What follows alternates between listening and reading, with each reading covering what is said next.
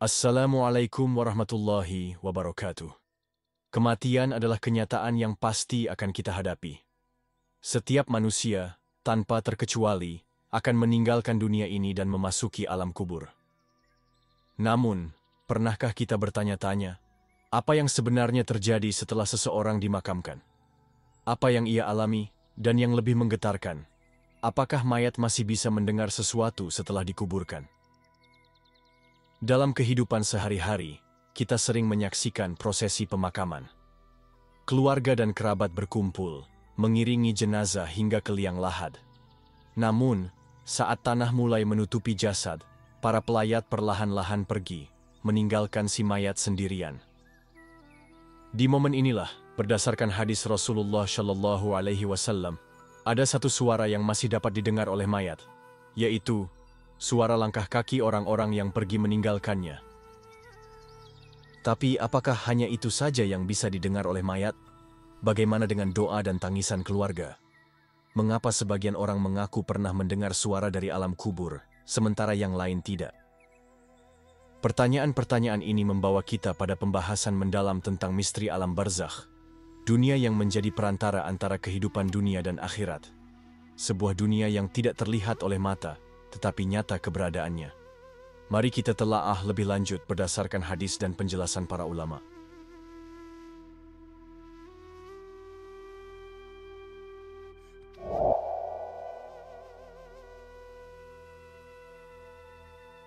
Mayat mendengar suara langkah kaki. Dalam hadis yang diriwayatkan oleh Imam Bukhari dan Muslim, Rasulullah Shallallahu Alaihi Wasallam bersabda, sesungguhnya mayat itu mendengar suara sandal orang-orang yang mengantarnya pergi setelah dikuburkan. Hadis riwayat Bukhari dan Muslim. Hadis ini menunjukkan bahwa setelah dimasukkan ke dalam kubur, mayat masih memiliki kesadaran tertentu. Ketika keluarga dan kerabatnya pergi meninggalkan makam, ia bisa mendengar suara langkah kaki terakhir mereka. Ini adalah saat perpisahan yang sesungguhnya di dunia. Namun, pendengaran mayat ini bukan seperti manusia biasa. Para ulama menjelaskan bahwa Allah memberi mereka pendengaran khusus dalam momen tertentu sesuai dengan kehendaknya. Ini bukan pendengaran yang bersifat fisik seperti saat masih hidup, tetapi pendengaran yang terjadi sebagai bagian dari alam barzakh, alam perantara antara dunia dan akhirat. Mengapa mayat bisa mendengar langkah kaki? Beberapa ulama menjelaskan bahwa Allah memberikan pendengaran ini sebagai bentuk kesadaran bagi mayat bahwa kehidupannya di dunia telah berakhir dan ia telah memasuki fase kehidupan baru di alam kubur. Ketika suara langkah kaki terakhir terdengar, ia menyadari bahwa ia telah benar-benar sendirian, tanpa harta, keluarga, atau sahabat yang bisa menemaninya, hanya amal yang akan menjadi bekal. Dalam tafsir hadis ini, Imam Ibnu Hajar al-Asqalani dalam Fathul Bari menjelaskan bahwa ini adalah bagian dari pengalaman pertama mayat di alam kubur. Saat itulah datang malaikat Mungkar dan Nakir yang akan menanyakan 3 pertanyaan penting. 1. Siapa Tuhanmu? 2. Apa agamamu? 3. Siapa nabimu? Jawaban dari pertanyaan ini bukan sekadar hafalan, tetapi akan mencerminkan bagaimana seseorang mengamalkan Islam dalam kehidupannya. Jika ia beriman dan beramal syalih, ia akan dimampukan menjawab dengan benar. Namun, bagi orang yang lalai dalam agamanya, ia akan kebingungan dan tak mampu menjawab. Apa yang terjadi setelah mayat mendengar langkah kaki? Setelah suara langkah terakhir menghilang, mulailah fase baru dalam kehidupan mayat. Jika ia adalah orang yang beriman, kuburnya akan menjadi taman dari taman-taman surga. Namun, jika ia adalah orang yang durhaka, kuburnya bisa menjadi lubang dari lubang-lubang neraka. Rasulullah Shallallahu Alaihi Wasallam bersabda, kubur itu bisa menjadi taman dari taman-taman surga, atau bisa menjadi lubang dari lubang-lubang neraka. Hadis riwayat Tirmidzi. Ini menjadi pengingat bagi kita bahwa setelah kematian, tidak ada lagi kesempatan untuk kembali memperbaiki diri. Yang tersisa hanyalah penyesalan bagi mereka yang menyia-nyiakan waktu di dunia tanpa memperbanyak amal syalih. Maka, selagi masih hidup, inilah saatnya kita menyiapkan bekal, agar kita tidak termasuk orang yang menyesal ketika mendengar langkah kaki terakhir keluarga kita, meninggalkan kuburan kita. Benarkah mayat bisa mendengar doa atau tangisan keluarga? Pertanyaan ini sering muncul di tengah masyarakat. Banyak keluarga yang menangisi kepergian orang yang dicintai, berharap mereka masih bisa mendengar ungkapan cinta dan rindu dari orang-orang yang ditinggalkan. Namun, benarkah mayat bisa mendengar doa dan tangisan keluarganya? Beberapa hadis menunjukkan bahwa mayat bisa mendengar dalam kondisi tertentu. Salah satu peristiwa yang terkenal adalah ketika Rasulullah Shallallahu Alaihi Wasallam berbicara kepada mayat-mayat kafir Quraisy yang tewas dalam perang Badar. Diriwayatkan dalam hadis Syahih, setelah mereka dikuburkan dalam sumur, Rasulullah Shallallahu Alaihi Wasallam bersabda kepada mereka, "Wahai Abu Jahal bin Hisham, wahai Umayyah bin Khalaf, wahai Utbah bin Rabi'ah, bukankah kalian telah mendapati apa yang dijanjikan oleh Tuhan kalian itu benar?" Mendengar hal ini, Umar bin Khattab radhiyallahu anhu keheranan dan bertanya, "Wahai Rasulullah, bagaimana mereka bisa mendengar? Bukankah mereka telah menjadi mayat?" Rasulullah Shallallahu Alaihi Wasallam menjawab, "Demi Allah yang jiwaku berada di tangannya, kalian tidak lebih mendengar daripada mereka, hanya saja mereka tidak bisa menjawab." Hadis riwayat Bukhari dan Muslim. Hadis ini menunjukkan bahwa dalam beberapa kondisi, mayat memang bisa mendengar, tetapi pendengarannya tidak seperti manusia hidup. Allah memberi mereka kesadaran tertentu sesuai dengan kehendaknya. Namun, apakah mayat bisa mendengar doa dan tangisan keluarga mereka? Para ulama memiliki pandangan yang berbeda mengenai hal ini. Sebagian ulama berpendapat bahwa mayat bisa mendengar suara orang-orang yang masih hidup, terutama dalam waktu-waktu tertentu setelah dikuburkan. Dalilnya adalah hadis yang menyebutkan bahwa mayat mendengar suara langkah kaki orang-orang yang meninggalkannya di kuburan. Selain itu, beberapa ulama seperti Ibnu Qayyim al-Jauziyah dalam kitab Ar-Ruh menyebutkan bahwa mayat bisa mengenali siapa yang mengunjunginya di kuburan. Di sisi lain, sebagian ulama seperti Imam Asy-Syafi'i dan Imam An-Nawawi berpendapat bahwa secara umum, mayat tidak bisa mendengar kecuali jika Allah mengizinkan dalam situasi tertentu. Mereka berpegang pada firman Allah, "Sesungguhnya kamu tidak dapat menjadikan orang-orang yang mati mendengar." Quran Surat An-Naml ayat 80. Ayat ini menunjukkan bahwa orang yang telah meninggal tidak memiliki kemampuan mendengar seperti manusia hidup, kecuali jika Allah menghendakinya dalam kondisi khusus. Lalu, bagaimana dengan tangisan keluarga yang ditinggalkan? Dalam beberapa hadis disebutkan bahwa mayat bisa merasakan dampak dari tangisan keluarganya. Rasulullah Shallallahu Alaihi Wasallam bersabda, "Sesungguhnya mayat akan disiksa di dalam kuburnya karena tangisan keluarganya atasnya." Hadis riwayat Bukhari dan Muslim. Hadis ini bukan berarti mayat benar-benar mendengar tangisan, tetapi lebih kepada konsekuensi dari perbuatan orang yang meninggal semasa hidupnya. Jika ia dahulu mengajarkan keluarganya untuk meratapi kematian dengan berlebihan, maka ia bisa mendapatkan dampak buruk dari perbuatan tersebut. Sebaliknya, doa dan amal syalih dari keluarga justru sangat bermanfaat bagi mayat. Rasulullah Shallallahu Alaihi Wasallam bersabda, "Sesungguhnya doa seorang anak yang syalih untuk orang tuanya akan terus mengalir pahalanya." Hadis riwayat Muslim. Oleh karena itu, yang paling dibutuhkan oleh mayat bukanlah ratapan atau tangisan, melainkan doa dan amal kebaikan yang dikirimkan kepadanya. Jadi kesimpulannya, mayat memang bisa mendengar dalam beberapa kondisi tertentu, seperti mendengar suara langkah kaki setelah dikuburkan, atau dalam peristiwa-peristiwa yang dikehendaki Allah.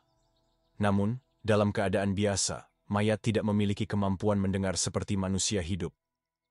Yang lebih penting bagi mereka bukanlah tangisan keluarga, melainkan doa, sedekah, dan amal syalih yang bisa meringankan keadaan mereka di alam kubur. Oleh karena itu, daripada larut dalam kesedihan, lebih baik kita memperbanyak doa dan amal kebaikan untuk orang-orang yang telah mendahului kita. Kenapa tidak semua orang bisa mendengar suara dari alam kubur? Banyak kisah yang beredar tentang orang-orang yang mengaku mendengar suara dari dalam kubur, baik berupa rintihan, tangisan, maupun suara mengerikan. Namun, mengapa tidak semua orang bisa mendengar suara dari alam barzakh? Jawabannya terletak pada ketetapan Allah yang menutup pendengaran manusia dari hal-hal gaib yang bisa mengguncang hati dan mengganggu kehidupan mereka. Dalam sebuah hadis, Rasulullah Shallallahu Alaihi Wasallam bersabda, "Seandainya kalian tidak akan saling menguburkan, pasti aku akan meminta kepada Allah agar kalian bisa mendengar azab kubur." Hadis riwayat Muslim. Hadis ini menunjukkan bahwa suara dari alam kubur bisa sangat mengerikan, sehingga jika manusia biasa bisa mendengarnya, mereka mungkin akan dihantui ketakutan dan enggan untuk menguburkan jenazah. Oleh karena itu, Allah dengan kasih sayangnya menutup pendengaran manusia dari suara-suara tersebut agar kehidupan dunia tetap berjalan dengan normal. Namun, dalam beberapa kondisi tertentu, ada orang-orang yang diberi izin oleh Allah untuk mendengar suara dari alam barzakh. Hal ini bukanlah sesuatu yang umum terjadi, melainkan kehendak Allah sebagai bentuk peringatan bagi manusia. Dalam Perang Badar, Rasulullah Shallallahu Alaihi Wasallam pernah berbicara kepada mayat-mayat kaum Quraisy yang terbunuh. Ketika para sahabat bertanya apakah mereka bisa mendengar, beliau Rasulullah Shallallahu Alaihi Wasallam bersabda, "Demi Allah, kalian tidak lebih mendengar daripada mereka, hanya saja mereka tidak bisa menjawab." Hadis riwayat Bukhari dan Muslim. Dari sini, kita memahami bahwa mayat memiliki kesadaran tertentu setelah kematian, dan dalam kondisi tertentu, manusia juga bisa mendengar mereka jika Allah menghendaki. Sejumlah ulama dan orang-orang syaleh juga pernah mengisahkan pengalaman mereka mendengar suara dari dalam kubur. Salah satu kisah yang terkenal datang dari Imam Ahmad bin Hanbal, yang dikisahkan pernah mendengar suara tangisan dari kuburan seseorang yang dikenal sebagai pelaku maksiat di zamannya. Dalam kitab Ar-Ruh karya Ibnu Qayyim al-Jauziyah, disebutkan bahwa beberapa orang bahkan pernah mendengar suara zikir dari kubur orang-orang syaleh. Kisah-kisah ini menunjukkan bahwa kehidupan di alam barzakh terus berlangsung, meskipun bagi kebanyakan manusia, hal itu tetap tersembunyi.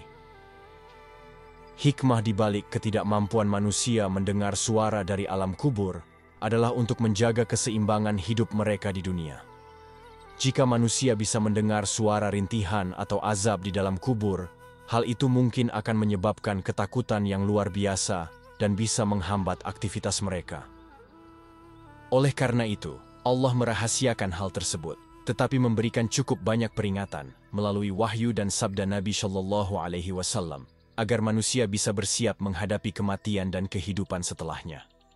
Yang lebih penting bagi kita bukanlah mengetahui apakah suara dari alam kubur benar-benar bisa terdengar, melainkan bagaimana kita mempersiapkan diri agar mendapatkan rahmat dan perlindungan Allah di alam barzakh. Apa yang dibutuhkan mayat setelah dikuburkan? Ketika seseorang telah masuk ke alam kubur, ia tidak lagi memiliki kesempatan untuk beramal. Semua pintu usaha dan perjuangan telah tertutup. Rasulullah Shallallahu Alaihi Wasallam bersabda, "Apabila seseorang meninggal dunia, maka terputuslah amalnya kecuali 3 perkara: sedekah jariah, ilmu yang bermanfaat, atau anak syalih yang mendoakannya." Hadis riwayat Muslim. Dari hadis ini, kita memahami bahwa yang paling dibutuhkan oleh mayat bukanlah ratapan dan tangisan keluarganya, melainkan amal syalih yang terus mengalir kepadanya.